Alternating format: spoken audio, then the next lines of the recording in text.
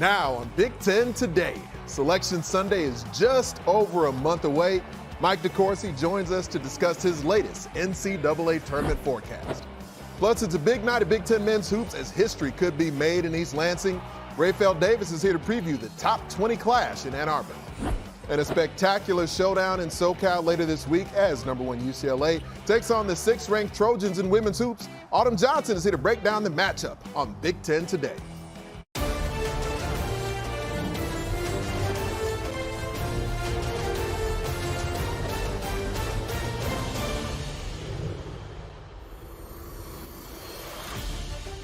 Welcome into this Tuesday edition of Big Ten Today. I'm Anthony Herron. Raphael Davis here with me in studio. Our guy Mike DeCourcy will join us in just one moment because we got brackets on brackets on brackets. We're going to talk about that. We'll discuss the lineup tonight in Big Ten men's basketball, and Autumn Johnson will be with us a little bit later in the show to talk about a big matchup in women's hoops. But let's start quickly, Raphael, just in what we're going to see on the court tonight with all these ranked teams in the Big Ten. It feels like when there's hoops happening on the court, every matchup feels big. Oh, it's a big deal because I was depressed last night with no Big Ten basketball. But I look at Ann Arbor tonight, it's going to be a big-time game. Purdue on the road, big-time Big Ten championship race, implications on the line. But the game I'm looking forward to most, I've had it circled on my calendar all season long, the Illinois-UCLA game. 2 tough coaches, 2 gritty teams. I want to see what wins out. This is my type of game. And Mike D, we will get into the nitty-gritty of your bracket in a moment. But having a contest like that with UCLA and Illinois, like Raphael's talking about,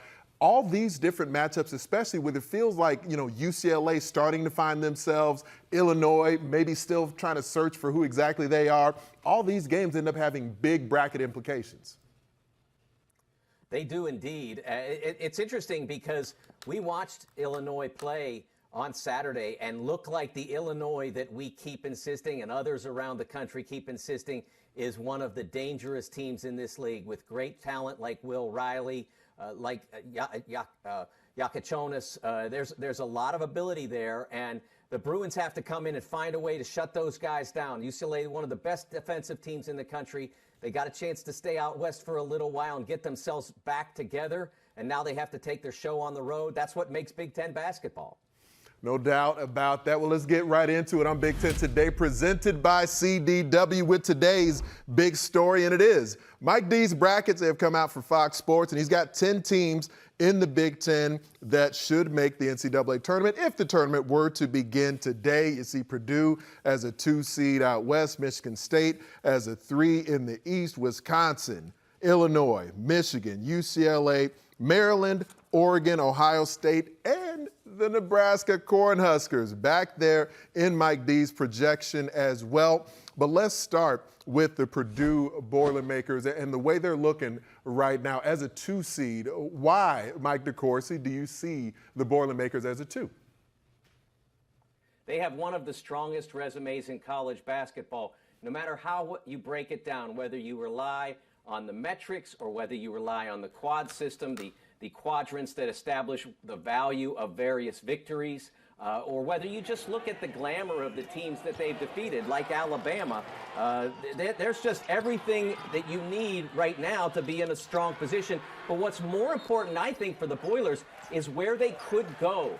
There is a pretty big gap between the first 3 seeds, Alabama, Auburn, and Duke, and whoever might be competing for that 4th seed, whether it's Tennessee, Florida, and now Purdue. I think all of those teams have a shot at that 4th number 1 seed. And I think Purdue's case for that, right now, they're not there. But their metrics on both fronts, whether it's the resume metrics or whether it's the predictive metrics, which include power and how you perform possession to possession and how many points you win by. Whichever way you look at it with Purdue, they're very strong. They're not 1 seed quite, but they're very solid 2 seed. And with the opportunities they have down the stretch in this conference, such a powerful schedule remaining for the Boilers, starting tonight, obviously, they have a chance to be a 1 seed. I think it's worth competing for because, honestly, you gun for that 1 seed, and you get the Big Ten title. You've gone for the Big Ten title, maybe you get that 1 seed. So either way, it could work out for the Boilers, but it's going to be a challenge. Call me biased, but I strongly believe you win the Big Ten outright championship, you should be a 1 seed. And you look at what Purdue has coming for them down the stretch. You go to Michigan, you go to Michigan State, you go to Illinois. They're going to have those opportunities to really present that case. And I think it's on the backs of Trey Kaufman-Renn. I know Brandon Smith has been awesome this season, All-American level talent, but Trey Kaufman-Renn has been just as special. He has been dominant inside in the posted area, averaging 23 points over the last 6 games on 58% from the field, and he's improving. You look at the free throw line. Trey Kaufman-Renn on the season is 63% from the line. Last 6 games, he's 85%. He has been big time. And I love what Coach Painter has done by inserting Caleb First into that lineup, giving the Boilers a little bit more toughness, a little bit of mobility outside on the glass and on the perimeter. Jakari Harris and C.J. Cox are really growing into that freshman role. I love what Purdue is putting down. Trey Kaufman-Renn, Brady Smith on the offensive end. But they got 5 guys that are connected along the perimeter and inside defensively. Coach Painter has been cooking with gas. You look at the Big Ten slate. Not many teams have not lost 2 games in a row. Purdue lost that game out at Penn State in December. They lost a tough game at Ohio State at home. But outside of those 2 losses, these guys have really been balling this past season. And this is with the departure of Zach Edey. And I can say this championship would mean so much to Purdue because it will be a three-peat. It would be the first three-peat that we see in the Big Ten since 1996 when it's Purdue that won 3 back-to-back Big Ten championships. So I know in that locker room they are fighting for this. They want this, but they definitely want that number 1 seed to go along with it. One thing I'd like to add about their resume that's compelling is they have 14 wins combined against Quadrant 1 and Quadrant 2 opponents. There are only 2 other teams in the country that have that number, or really all that close to that number, and those are Auburn and Alabama, number 1, number 2 in the polls, number 1 and number 3 on my seed list. So you have 2 of the most powerful teams that Purdue can say we're right there. As I said, if they go down the stretch, and Raphael painted out what the schedule is, if they go down the stretch and are successful against that, I don't know what the number would be for success, but if they're successful at that in that stretch, I think they have a very firm case for a 1 seed. And right now, the Michigan State Spartans, Mike, you have them as a 3 seed. And, you know, some history could be on the line in East Lansing. We'll get to that a little bit later in the show in detail. But with the way the Spartans were rolling through Big Ten play after they suffered back-to-back losses, kind of found themselves the other night. Why do you see them as a 3? Well, I think one of the problems for Michigan State has been the absence or lack, perhaps is a better word, of high-end achievement. That's what has been missing for them. And some of that has been the way their schedule broke, in part because of where they went in Maui, how they did in Maui. The loss to Memphis changed their fortunes about who they would play. But they've got now 7 of their last 8 games are against Quadrant 1 opponents.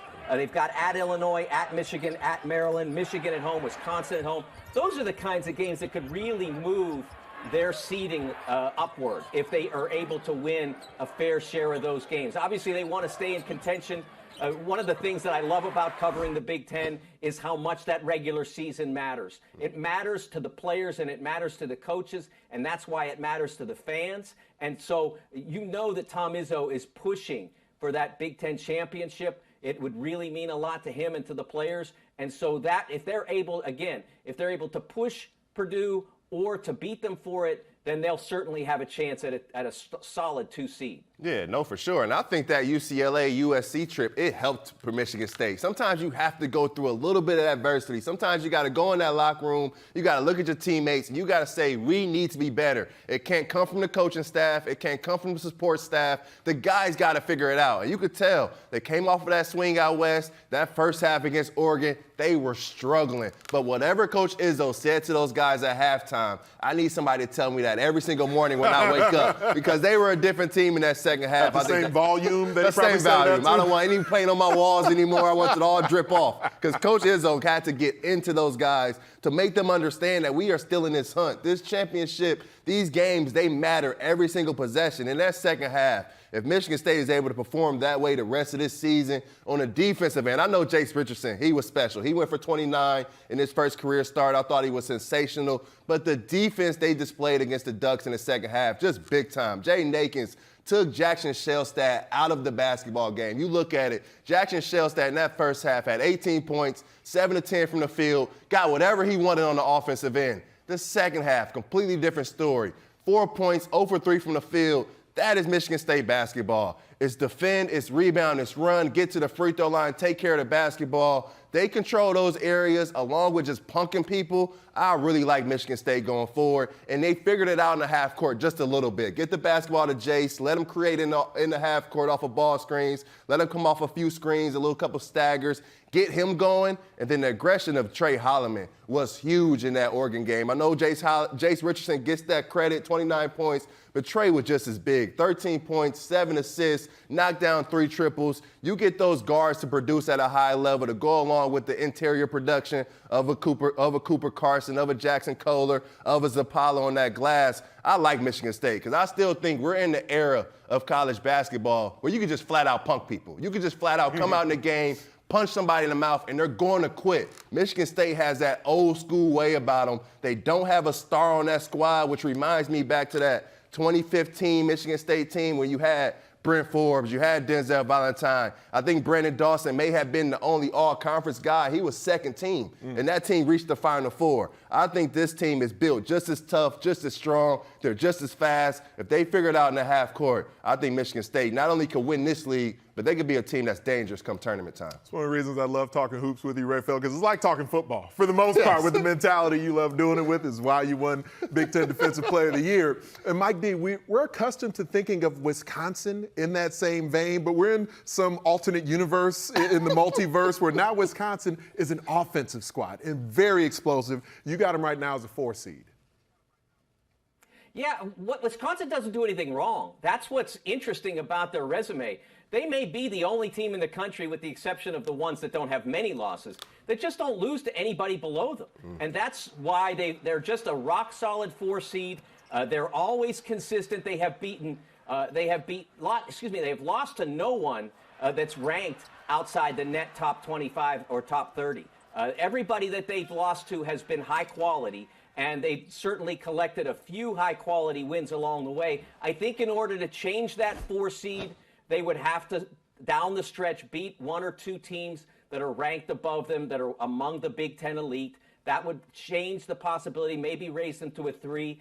But if they keep doing what they're doing, and that is beating everybody they're supposed to beat, it's hard to knock them off the 4-5 area because they just are so consistent. It's really one of the remarkable seasons in college basketball this year because the unpredictability of the sport is what defines it. And that's not what Wisconsin is. They are the most predictable team, and I say that as a flattering term, in the Big Ten and maybe in the country. Yeah, and I look at this Wisconsin team. You talk about gathering 2 more wins against teams that are above them. You still go to Purdue. You still have Michigan State on the slate, so the chances are there. And Mike talked about the consistency throughout the season.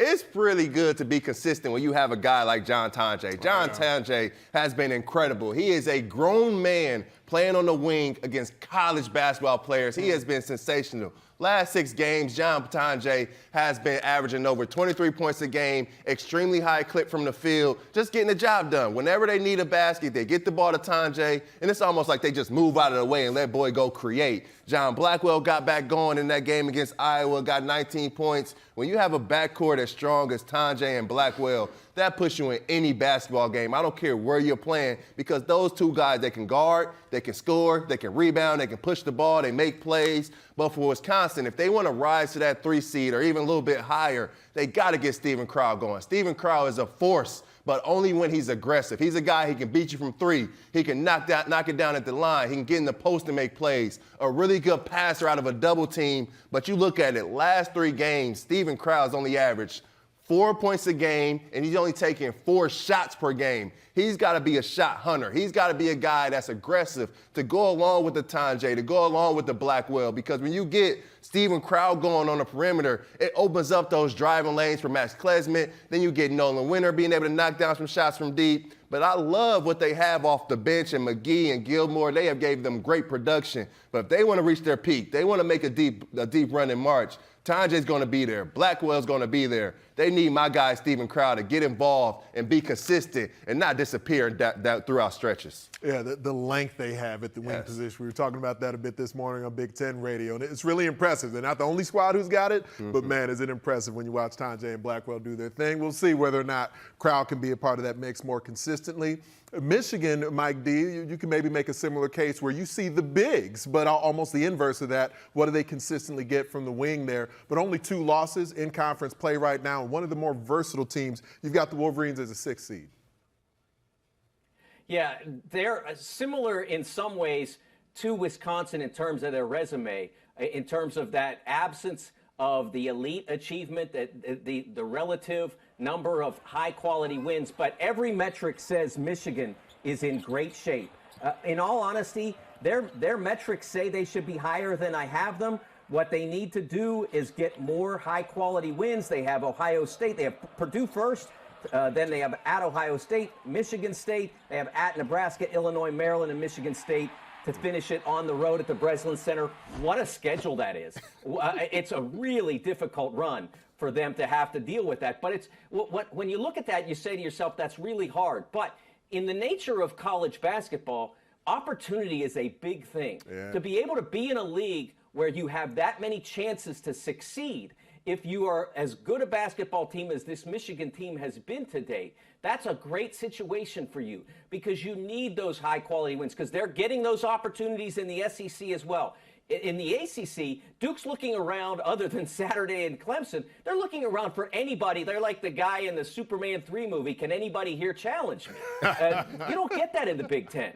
You get in the Big Ten, yeah, I'll challenge you, and I'll challenge you, and I'll challenge you. And that's what Michigan faces, and it's exactly what these Wolverines need to get out of that 6-5 range and to get into something really solid like a 2-3 or 4, excuse me. Yeah, I love Michigan over the last 4 games. Since going to Purdue, they have been a different squad. Purdue ran them out of the gym, but they responded. I always say a loss isn't necessarily a loss if you're able to learn from it. And boy, did they learn from it because Danny Wolf has been sensational over the last 3 to 4 games, averaging 17 points, 12 rebounds, just keeping the game simple, taking what the defense is giving him. If he's open from 3, he's knocking it down. If that's not there, he's driving the ball, getting into the post. You're not seeing those one-hand grenade passes, those cross-court lobs. He is being simple on the offensive end. They've reduced that 4 or 5 ball screen at the end of games to allow their guards to stay in games because, boy, Trey Donaldson has been big time since struggling at Purdue. And he came back from that Purdue loss, went to the locker room,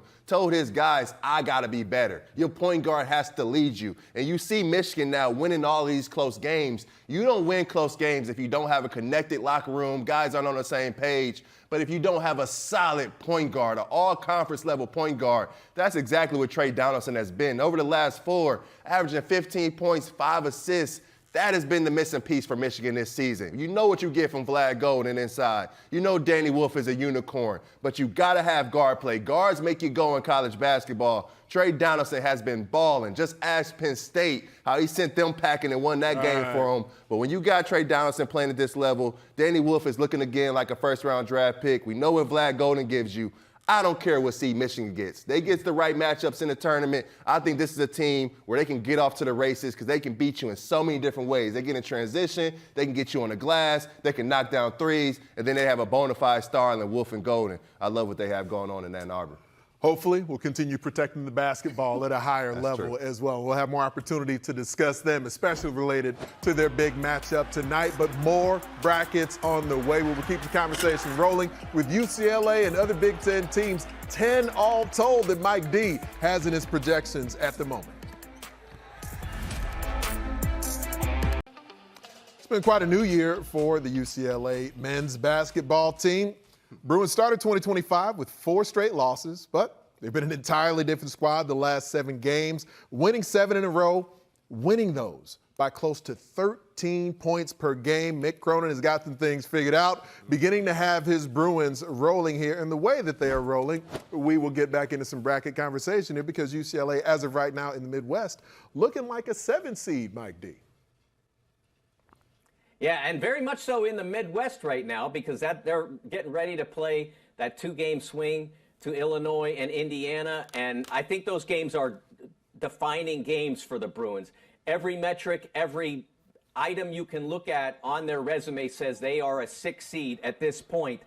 But I think that if they are able to get these two, and it's not going to be easy, if they're able to get these two at Illinois and Indiana over the next stretch, I think at that point they can start thinking about possibly moving up. They did a really nice job in January, early February of moving out of that 8-9 situation, which is where no team that knows it's going to be in the NCAA tournament wants to be.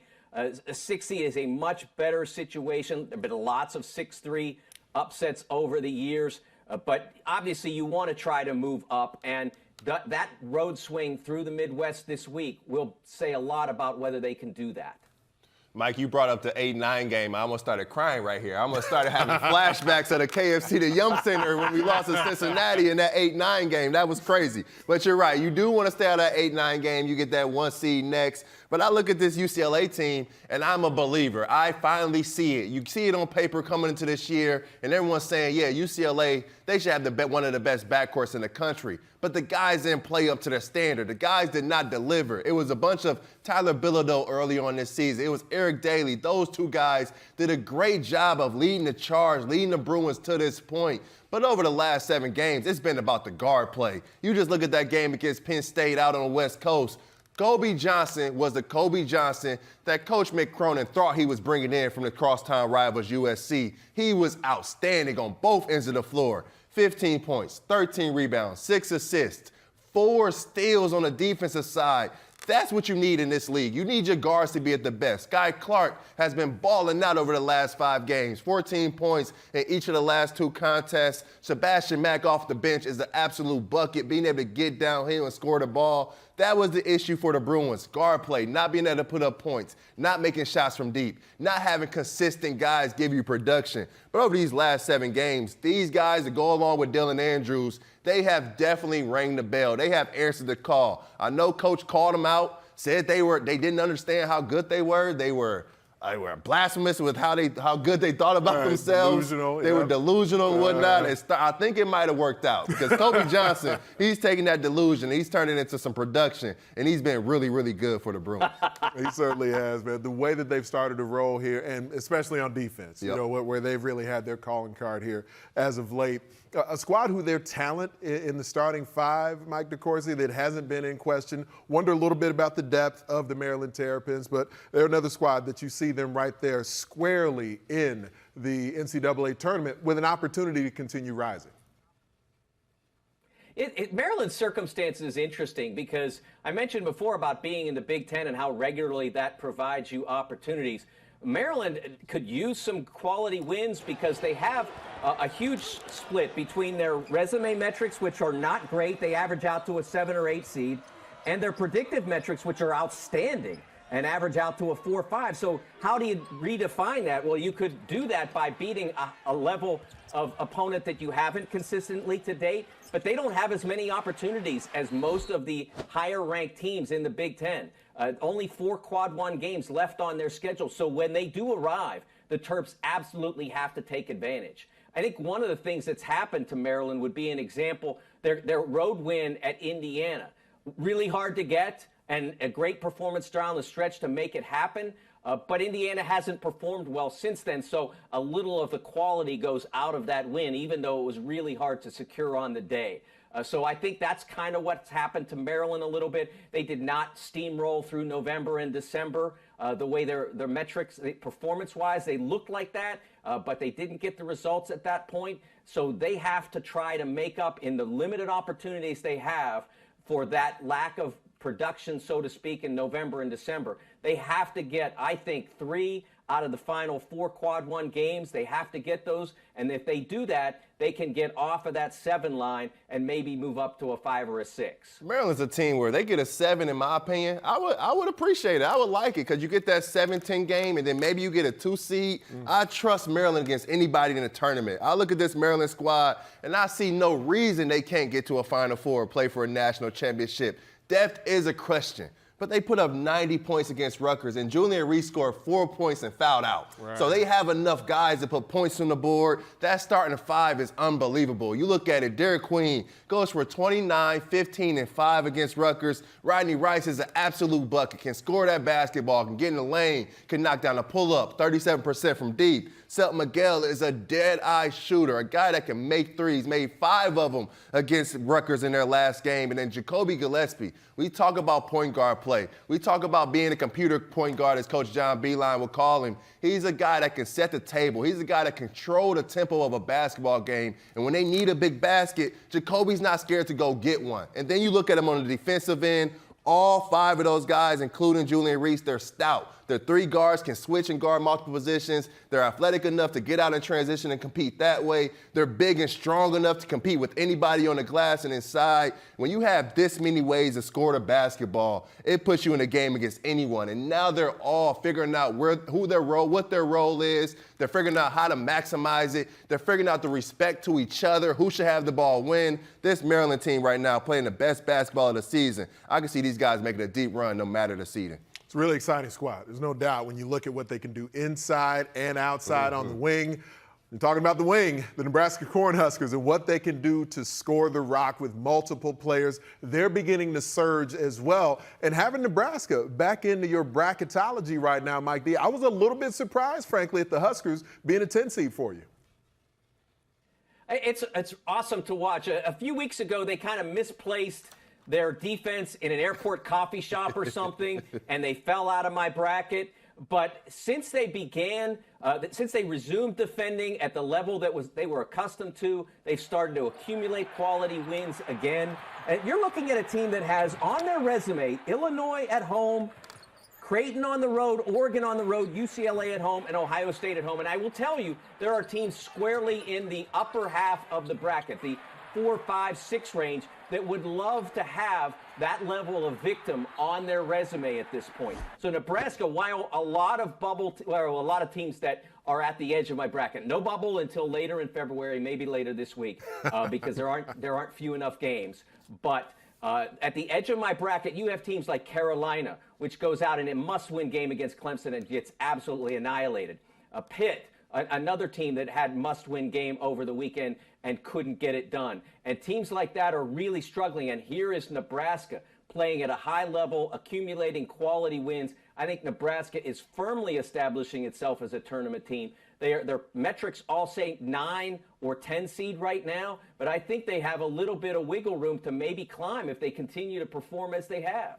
I was at Media Day here in Chicago earlier this season, and I went up to talk to Bryce Williams. I went up to talk to Juwan Gary, and I asked him, how does it feel coming into this season being overlooked? As guys that just played in the tournament a season ago, they came in this year, and guys were saying they were going to finish in the bottom half of this league. And both of those guys looked at me dead in my face and said, I don't care about none of that. We just care about getting back to the tournament. And boy, have they played like it. Since that 6-game losing streak, those two guys have been outstanding. Bryce Williams looks like the best scorer in college basketball, averaging over 25 points a game the last 4 games, and he's doing it in a multitude of ways. He's getting to that right hand, getting downhill, going to finish through contact. He has a great mid-post game with that little bit of booty ball. He can get to a pull-up. He knocked down a 3. Juwan Gary has been that junkyard dog that Coach Hoiberg has loved to have over the last few years. He rebounds it. He guards it. He blocks shots. He dives on the floor, just not afraid. So when you have those two guys leading the charge on both ends of the floor,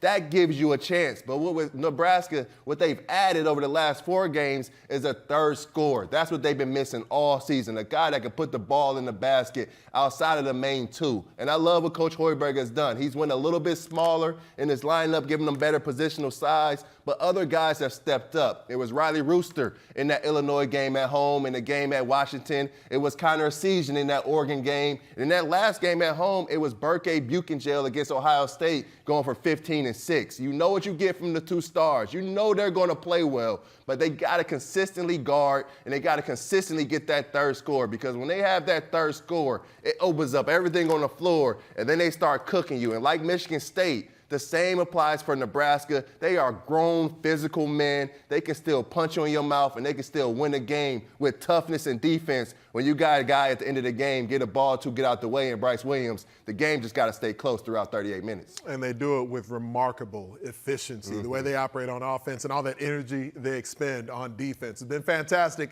to watch that growth. Be more fantastic conversations that'll come up from both Rayfel Davis and Mike DeCourcy as they return later in the show. But we'll transition into some women's buckets because there's a big game on the way coming up later this week. The top two teams in the conference, two of the tops in the country. Big Ten championship implications, player of the year implications. Autumn Johnson joins us. They're the top two teams in the Big Ten this season, and on Thursday, the #1 UCLA women and 6th-ranked USC Trojans face off for the first of two regular season matchups. The Bruins haven't lost a game yet this season in dominant fashion, while the Trojans, who will host Thursday night at the Galen Center, have lost only twice. To help us break it all down, we have the aforementioned Autumn Johnson, NCAA tournament bracketologist and Big Ten Network analyst with us now. And Autumn, the way that these two teams have seemingly been on a collision course throughout the entire season, Thursday night, they're going to be the last game of the night in Big Ten action, a slew of really important games. But how pivotal would you say this first of their two matchups is? This series is huge, especially game one. I mean, when you look at both teams, UCLA has a deep roster. They have elite defense. They have multiple scoring weapons, the reason why they're undefeated. However, USC can say the same despite the record, but they're both in the top two when you look at scoring, defense, and rebounding in the conference. Both teams check off all the boxes. They have the full package. The biggest advantage, though, for UCLA over USC, and honestly, any school, is 6'7" Lauren Betts. No one has found an answer for her. Her dominance in the paint has been unmatched, both offensively and defensively. The way she alters shots, the way she controls the boards, the way she facilitates, does everything and more for her team. You double her, you triple her, she can, kick it out to her shooters. So I think this one is massive to see who can crack the code. If USC can find a way to slow her down, you can't truly stop her, but if you can slow her down, I think that's the deciding factor of this matchup. Even when you slow her down, she had 6 points earlier this season, had a career high of 11 assists. It's going to be a tough task, but I think USC is primed to do it. And there was a stretch of the season where these were viewed as the top two teams in the country, and the dominance of the Bruins has continued here, whereas USC has seemed a little more mortal as of late. But how big of a gap right now would you say there is between UCLA and USC? I think the gap isn't as big as we think it is. I think the only advantage, like I mentioned, is that advantage that they have inside with 6'7" Lauren Betts, that luxury to have her inside as that dominant post. She is in the conversation for National Player of the Year, not just Big Ten Player of the Year, the way she impacts games so much. She is a two-way player. As I mentioned, a season low of 6 points, but still she dishes it out to her shooters and gets a career high of 11 assists. So look at this, just the ability to impact the game. I think if you take her out of the equation, I don't know if this team is undefeated. She is playing out of her mind. She's playing like she is the best player in the nation right now. But then also you got Juju Watkins, who is making a case for herself as well. I mean, just what they can do on both ends. I would say Juju Watkins, her efficiency has been up and down, but any off night for Juju, the reason she's so special, it could be a career high for any other player. The ability to just get in transition like this and her kill spots, just a 3-level score. And a lot of people aren't talking about her enough on the defensive end. So I think it's going to be a fun battle between the both of them, even though they play different positions. But I'm excited to see who gets the best of it. I love that you point out Juju's defense, because there's been a number of times this season we've seen her like right at the top of the key, getting a nice steal, fast break layup based off the way that she's able to be such a great on-ball defender. And each of these great players, Lauren Betts, Juju Watkins, they do have a Kiki who plays off of them, whether you're talking Kiki Rice or Kiki Iriafen. And for USC, even when Juju had an off shooting night against top 10 Ohio State, they were still able to win that game by 21 points. So what does that say about the rest of the roster beyond Juju? I think they have to show up. I think that's the X factor when you look at it. Like, it's not just going to be, a showdown between Juju Watkins and also Lauren Betts. It's going to have to be a Kiki Rice who's going to control the offense for UCLA. She's so poised. Her high IQ is unbelievable. And I think she's going to have the defensive matchup against Juju, which is fun to see. I mean, at 5'11", I anticipate this with her frame, her anticipation, her high IQ. She knows Juju well. We saw this matchup last year. Charisma Osborne had the main defensive assignment on her. Now she's off on the WNBA, but still, Kiki Rice had experience guarding Juju in that manner. These two teams know each other. However, USC looks completely different. Rhea Marshall had the opportunity to guard Lauren Betts down low. She is such an unsung hero of this team. And now I think she has a good 1-2 punch with Kiki or Finn. It comes down to those two to see if they can neutralize her. And another player that a lot of people aren't talking about enough is Kennedy Smith. I think what she can do defensively as a freshman, a two-way player, she's going to have her hands full trying to slow down Kiki Rice, in my opinion. I think that's going to be the matchup. She always has the toughest defensive assignment. She's going to have to put pressure on her right away because not only is she dishing off to her shooter, she's finding her buckets as well, getting that Euro step downhill. She's so dangerous off the dribble, off the pass, you name it. But I think when it comes down to it, the depth, the bench, all has to show up. You're referencing some of the individual player awards that both Betts and Watkins are in the conversation for. Is there either one of them that you give the edge to right now for Big Ten Player of the Year? And knowing that there's still a lot of ball left to play, does this matchup Thursday night end up giving either one of them the edge depending on how it goes?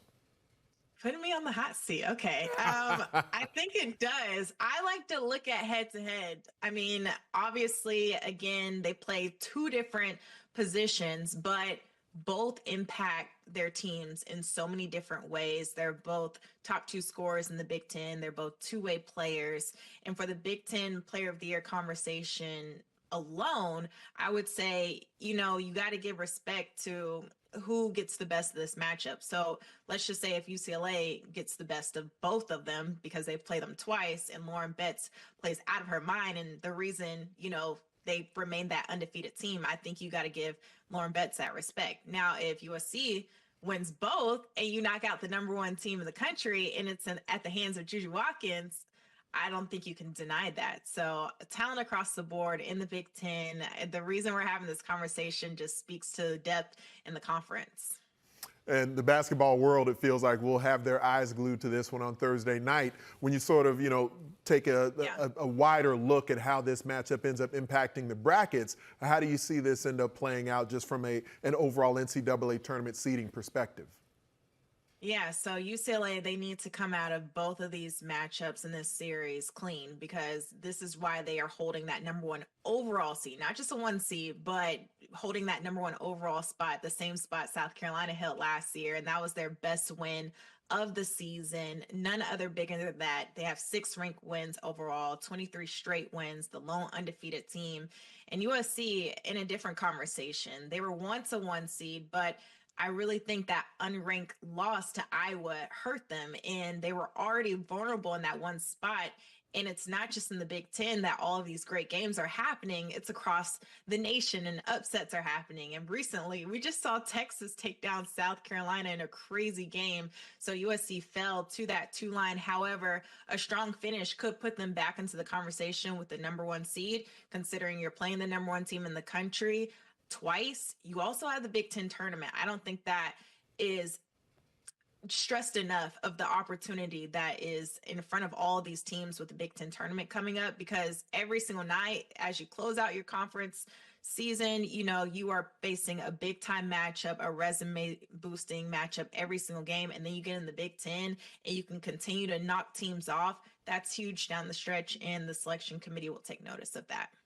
And, that's part of the message that a lot of these coaches throughout the conference communicating to their teams right now. Every challenge that's here because of the depth of the Big Ten is an opportunity for tournament seeding. Autumn Johnson, outstanding stuff. Thanks a lot. Thank you. Well, Tom Izzo could pass Bob Knight for the most wins in Big Ten men's basketball history tonight when the Spartans take on who else but the Indiana Hoosiers in East Lansing. Izzo tied Knight for the record with 353 conference wins on Saturday in this his 30th season in East Lansing. We know the resume that's there, the history for the Hall of Famer, and now just more history could await Tom Izzo. Mike DeCourcy, let's start with you here, just on what the magnitude of this accomplishment for Tom Izzo could end up being.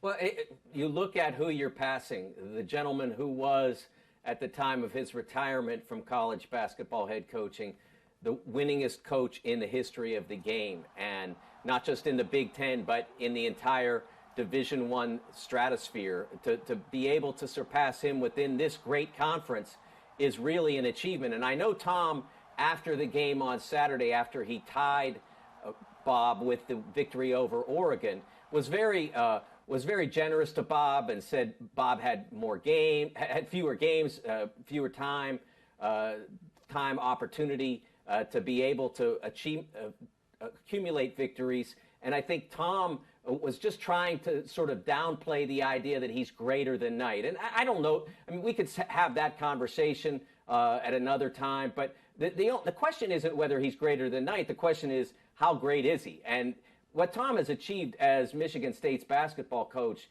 in some ways is unsurpassed. The record of what will soon be 27 consecutive NCAA tournament bids. No one has come close to that.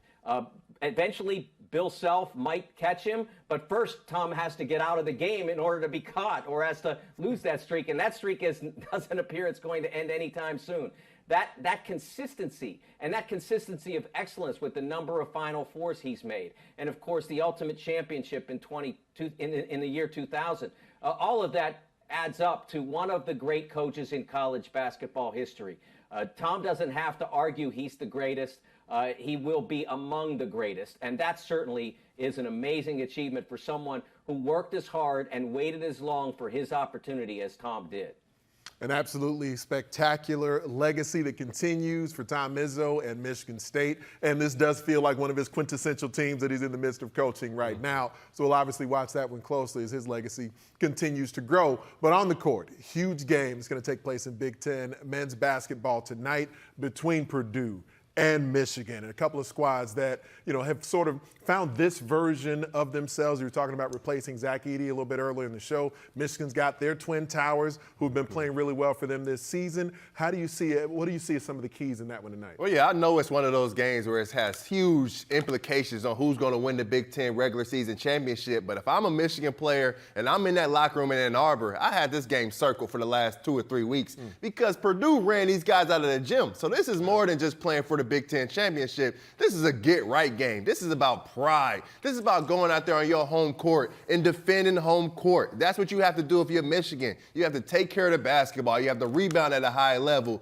But your stars have got to be your stars. Trey Donaldson struggled massively at Mackey Arena against Purdue in the first matchup. Danny Wolf was putting a bottle and Purdue put the top on, and he could not get out of the bottle against the Purdue in that first game. So I look at this game as a bounce-back game. Danny Wolf, show us you are the player that you're supposed to be, the first-round draft pick, the unicornic player. Vlad Golden, you're not sick like you were in that first matchup in West Lafayette. And then Trey Donaldson, you've got to be better. But if I'm Purdue, I'm going on the road. We have to win this game if we want to win the Big Ten championship. We have to take care of the basketball. Braden Smith, he has to be special. Trey Kaufman-Renn has to play at the All-American level that he's been playing to. And then another guy has to step up and play at that magical level, whether it's Fletcher Lawyer, Caleb Furst, C.J. Cox, one of those guys. They need production from a third guy. But I'm looking at this Michigan game. This is one of those get-right pride games that we got to have as teammates in the locker room. We can't let Purdue sweep us. That's the interesting thing because there are a number of players for the Boilermakers who've been through this before, these big, hotly contested road environments.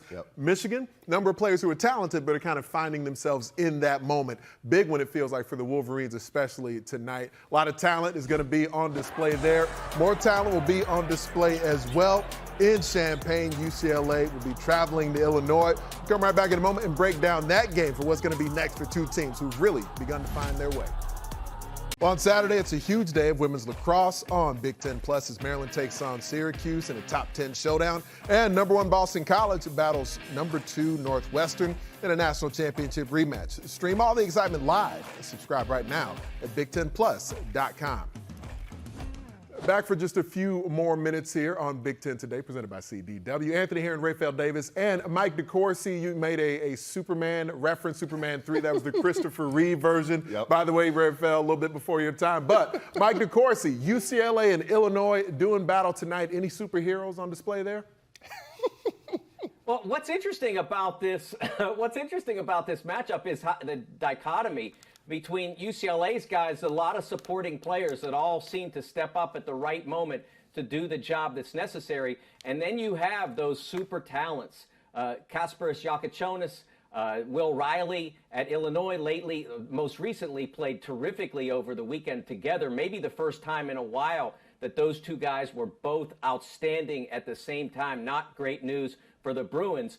But that opportunity to sort of mix those two styles, the grinders that come in from California and the high flyers from Illinois, I think it's a really fascinating matchup for that reason. Obviously a great game that both of them will really want to get. UCLA wants to stay in the Big Ten title hunt. I don't think they can lose. They can lose that game and stay in the hunt with Purdue and Michigan State and Michigan. And then you have Illinois continuing to try to improve toward March. We talked about the Bruins earlier and their guard play being much improved over the last 7 games. But that Minnesota game that Illinois played at, that was the best game of the season, in my opinion, for the Fighting Illini, simply because they matched the energy and the personality of their coach. I always say that players turn into their coaches, especially when their coach is doing it the right way, if the players are listening. In that game at the barn at Minnesota, Illinois was tough. They played with an edge. They didn't settle for threes. They didn't settle for contested jumpers. They pounded it in the side. And in a day where we say freshmen can't win big, Tomislav Ivicic, Will Riley, KJ, they have blasted through that freshman wall. They have been sensational over the last few games. We've been seeing the way that Will Riley has started to emerge more and more as of late as the Illini starting to attack the rack. Showing you how to attack the rack with Rafael, Mike D, and Autumn. My man, appreciate you watching Big Ten Today.